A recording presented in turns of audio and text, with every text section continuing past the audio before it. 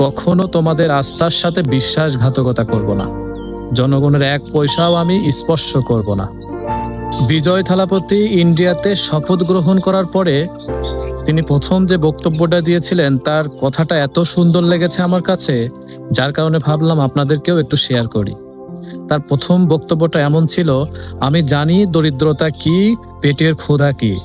আমি কোনো রাজ পরিবারের সন্তান নয়, আমি তোমাদেরই একজন, তোমাদেরই ছেলের মতো, তোমাদেরই ভাইয়ের মতো, তোমাদেরই মানুষ আমি। তোমরা আমাকে যে বিশাল দায়িত্ব দিয়েছো তার জন্য আমি কৃতজ্ঞ।